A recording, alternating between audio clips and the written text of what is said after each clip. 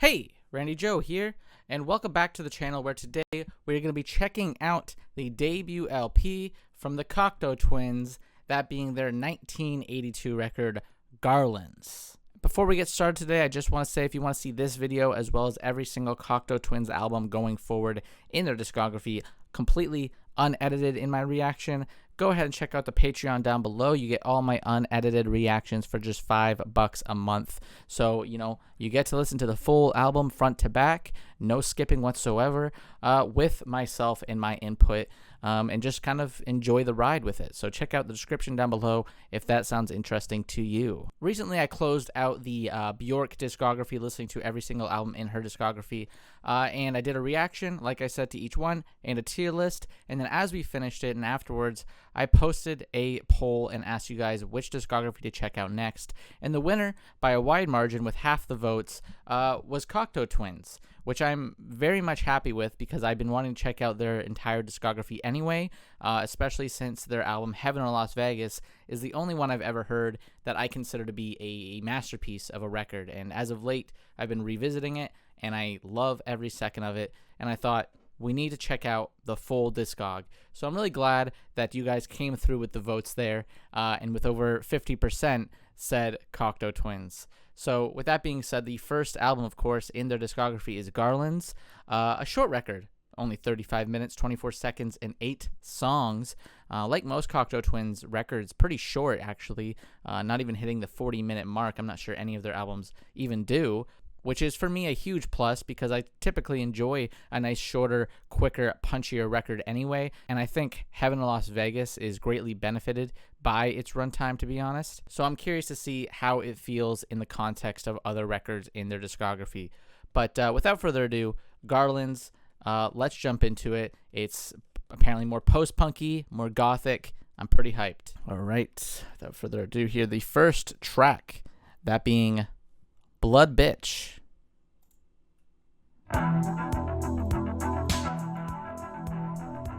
And if you're unaware, maybe you're unfamiliar with the Cocteau Twins and you're just checking this out on a whim, and this is your first outing into their music, they have lyrics, but they are not meant to be transcribed. There's never been posted lyric booklets of any of their work as far as I know. And with that being said, it adds to the very kind of dreamy, dream pop atmosphere that they kind of cultivated over their discography. So I'm very excited to kind of hear more of that. But just keep that in mind. There will not be lyrics necessarily being posted in the bottom section of my video like it typically has. But keep it going here. Let's hear those gorgeous vocals soar.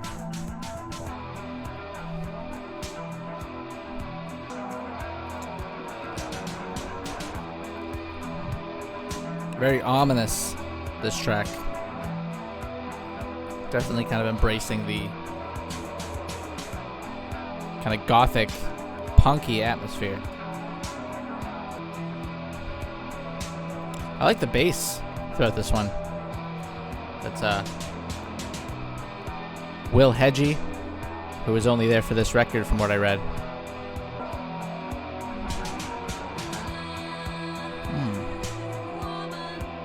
Elizabeth coming in.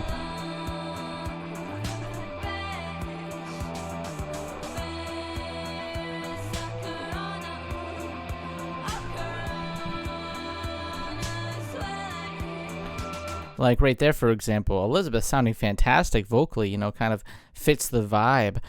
Very dark and disturbed with her almost maniacal laugh there.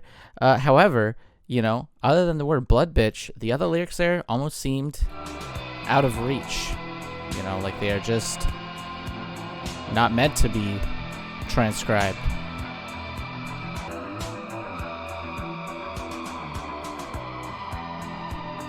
Such a brooding and a kind of intoxicating atmosphere, I would say. Very hypnotic.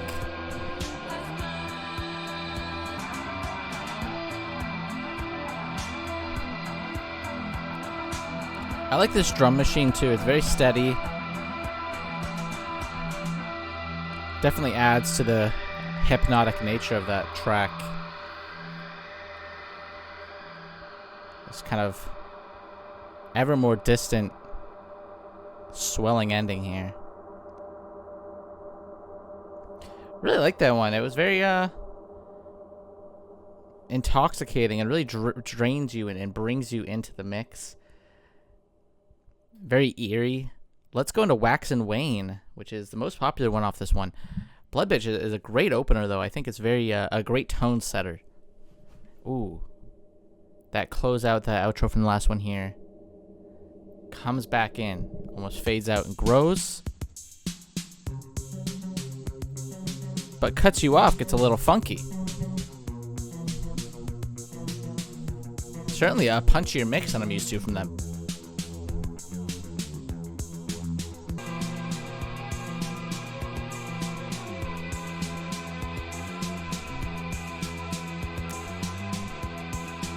Unfortunate that this bassist left the band after this album. Not sure the reasons why. However, I feel like he greatly complements the sound here. Has a really good driving sort of force. And kind of provides a bit more of a concrete backbone to the track.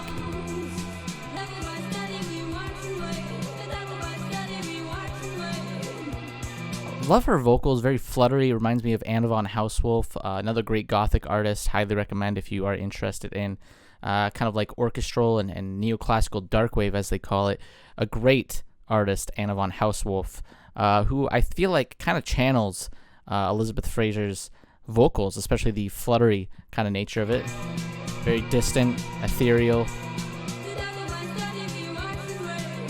That descent, like,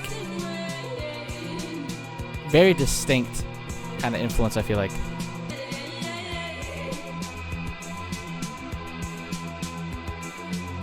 Very just like kind of chilled out but eerie mix. Very easy to get lost in, which I love about their music.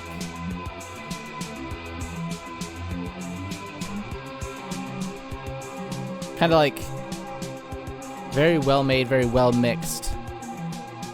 You know, kind of the kind of music that you could sort of lean in on and kind of inspect every technical element of it and absorb it for the kind of strengths that it's kind of going for.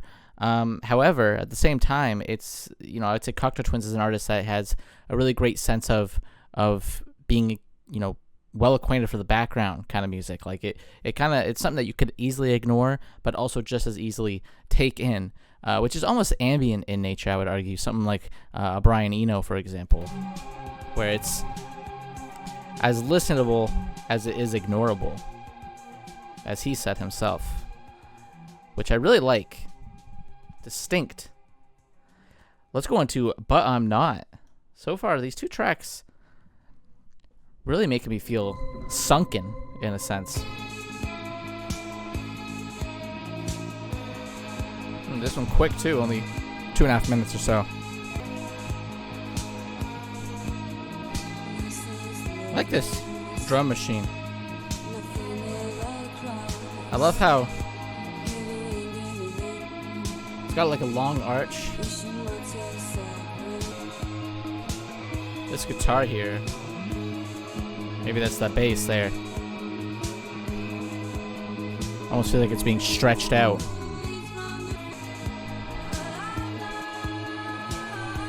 Boom, bam, boom, boom,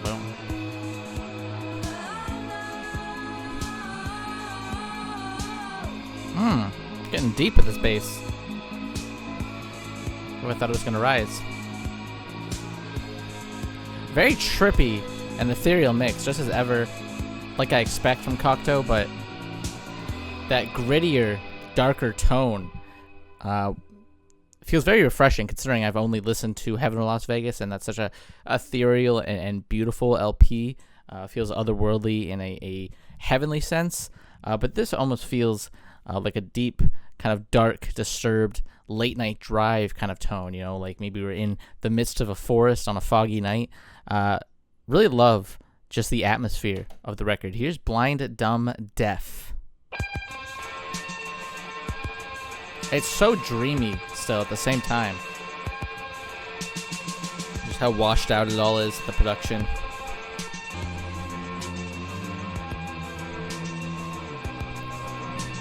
It's kind of like blaring alarm-like sound peaks and drops.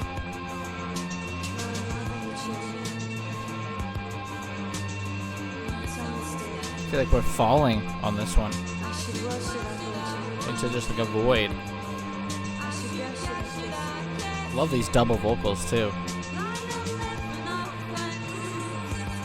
Ooh. Again, super dreamy with the layering.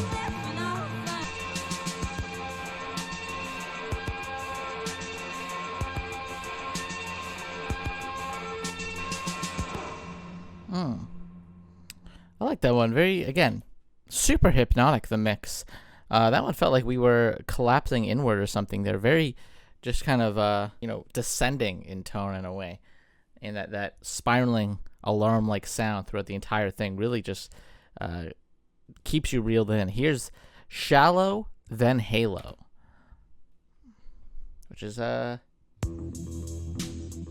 longest track here. We got a few 5-minute cuts on the back half. Almost horror infused, I would say, with just how ominous and heavy the atmosphere is. Ooh. Love the guitar work here. Very kind of... Oh, I was gonna say gentle, but this guitar a lot more electric, a lot more instant.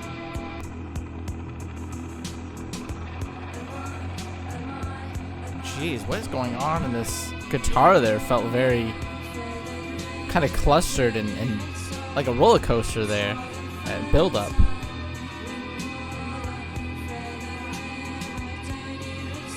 Feels like we're in some sort of cult with this worship.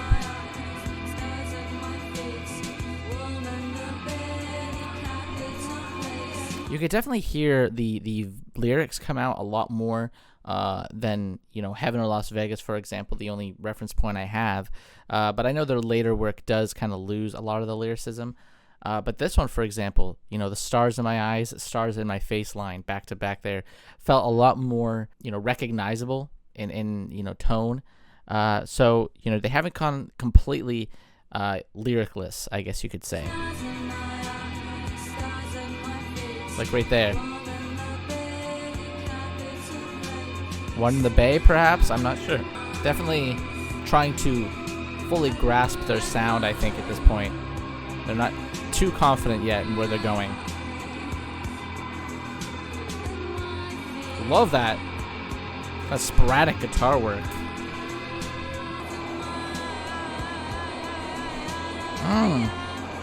Oh, Elizabeth. Belting it out. Stars at her feet here. Covered in stars, getting quite celestial. Very fitting for the atmosphere.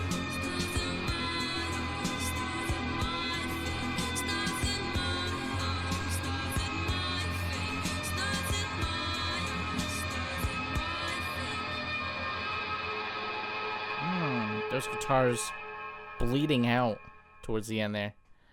Let's go into The Hollow Man, another 5-minute cut. Oh, I thought we were getting funkier, but not quite.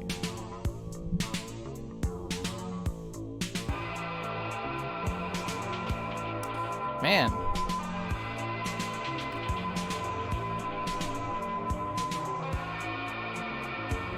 I feel like the guitar... That loud thud catch me off guard. The guitar's so wavy, so just like out of grasp. Again, adding to that very dreamlike texture that they're known for. It's like we're fading in and out of the mix.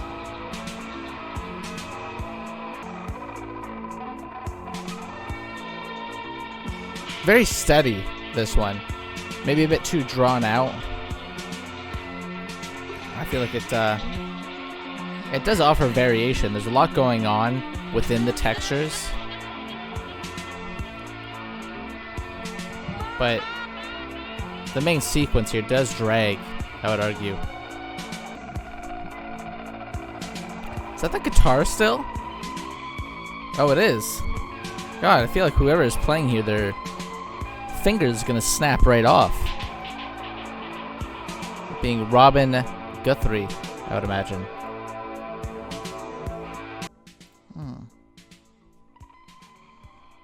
Maybe a bit drawn out. Kind of like a weird, almost beachy appeal with that guitar, but if this beach was haunted, maybe. I don't know. Let's go into Garlands for the next one here, the title track. That guitar screeching back in. I love how every song feels like it has like this long fade out, and then it kind of fades back in. It really gives this almost continual approach to it, as if it's all one piece. It's like you're fading in and out of a sleep or something into each track. A little punchier, a little bit more upbeat. This drum machine for sure.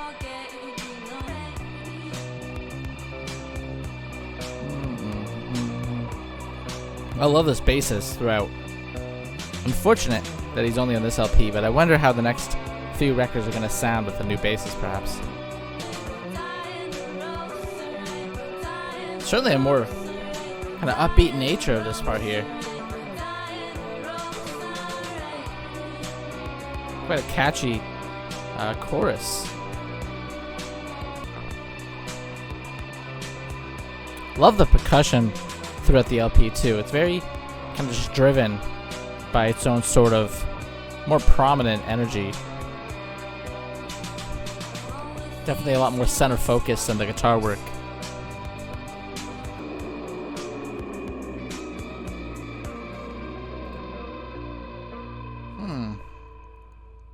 I like that one too.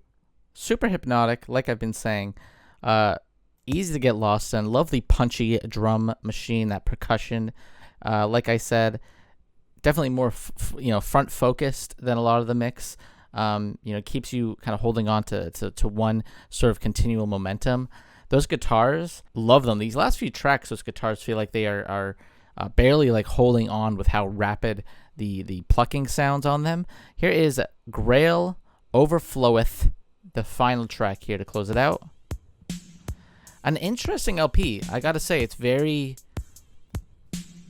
kind of hard to discern, very otherworldly.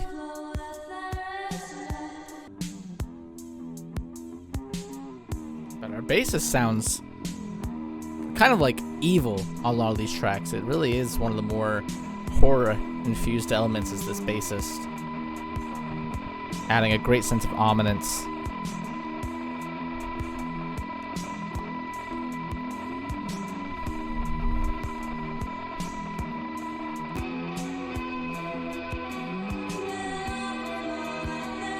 I like this wave that this guitar's got us on. Cycling back and forth.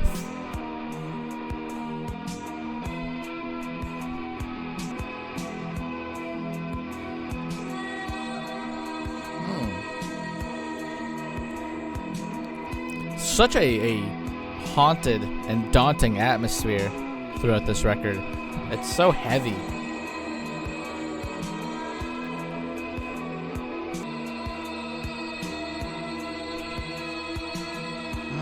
Elizabeth here, just like a spirit from the other side, just kind of moaning out into the void. And that is Grail Overfloweth, a crazy and cool title in my opinion. And Garlands, really the whole LP closed out there, 35 minutes. It flies by quite well, I would say. Great sense of just pacing and atmosphere. I feel like the atmosphere and the kind of dream pop elements really work for these records that are, shorter. They fly by and they have great pacing because of it. I gotta say, this record, considering my only point of reference here is Heaven in Las Vegas by, of course, Cocteau Twins later on, and a record that I think is pretty much perfect. That record is kind of overflowing with a sense of joy throughout most of it. It's very beautiful. It's very ethereal, very heavenly. Garlands, complete opposite. I feel like we were in like purgatory, not quite hell. You know, it doesn't feel necessarily tortured or evil at times, but it does feel like we are in a state of limbo throughout the runtime of this record. It's very kind of dark and brooding and ominous and mysterious as well. It's not like it's quite set on being you know, as tortured as a hellish concept may be, which makes for a very interesting listen. It's very hypnotic, especially with the drum machine as well throughout a lot of these, having a nice, very steady sort of tone to grasp onto as these guitars kind of cascade and wail and at times kind of stutter. And then speaking of stuttering, you know, Elizabeth, for example, vocally has this great sense of flutter throughout her vocals. She kind of, you know, rises and descends as well, almost sounding like she is laughing or like losing her mind, losing a sense of sanity throughout the mix. It's a very disturbed album at times, but it's still very pretty in its own sort of unique fashion. Very foggy listen. I feel like you can imagine a dark, you know, foggy night. You're lost in the woods or something, and this is the soundtrack to it all. It's very unique. It's very interesting. I will say, you know, drawbacks for me, it flies by, has good pacing, but I still think some of these tracks do kind of get a little bit lost in the sauce and drag on a little bit too long. Grail Overflow, with, you know, as good of a track as it is, does start to feel a little bit longer, and Hollow Man as well, or sorry, Hollow Men, does start to feel like that full 5 minutes is in place there. It doesn't have that kind of snappy sort of pacing like Heaven in Las Vegas or some of the tracks earlier on here do. Wax and Wane, I think, is a great example of a great track that has great pacing and a great atmosphere and is a bit punchier in its sound, a little bit more upbeat, which keeps it a bit more engaging, but, you know, still manages to capture the brooding and ominous atmosphere of the record. So Garlands, you know, I think Cocteau Twins, they're certainly trying to figure out their sound here, but they're still pretty far ahead in terms of where they want to go. I feel like a lot of musicians with their debut record are still kind of testing the waters of different sounds and different ideas before they settle into something. But right off the bat, I mean, this feels like a Cocteau Twins record, in my opinion, you know, from what I know of them. Like the atmosphere and the genre that they're tackling here, they feel like they kind of get the idea and concept of it quite well right off the bat, even if it's not fully fleshed out or as, you know, consistent as you know, something that'd be known for later, like Heaven Las Vegas. Also, I want to quickly say, you know, I know the bassist left the group here, his name being Will Heggie. For whatever reason, not sure why he left, but I gotta say, I really like what he brought to the table. It was very, you know, maybe perhaps at times the most dark sounding aspect of the tracks is this bass line that is there that just feels, I would say at that point, kind of evil, you know, with just how brooding it is. But overall, a decent LP, a really great LP, I would say, for a debut, because it is, you know, somewhat more sure of its ideas. It's just not as fleshed out as it could be. And it is, you know, a unique listen, and definitely one I'll be coming back to, and a really great tone setter as well. So Garlands, Cocteau Twins, that does it for the first, you know, in their discography on the channel, and we will be, of course, checking out more of their work. Roughly every 2 or so weeks, we will tackle another Cocteau Twins album as we go back and forth between this and Pink Floyd. But that does it for Garlands, and that does it for the video today. If you like the video, please hit like and subscribe. If you want to see this video as well as every Cocteau Twins album reaction going forward, check out the description down below. I have my Patreon link there. For only $5 a month, you get all my videos, this one included, for just $5. So, you know, if you like Cocteau Twins, you enjoyed my reaction, and you want to see the full extent of it all, or you just want to kind of listen to the records alongside myself and enjoy it, then check out the Patreon in the description. But as always, my name is Randy Joe. I appreciate you watching, and I'm signing off.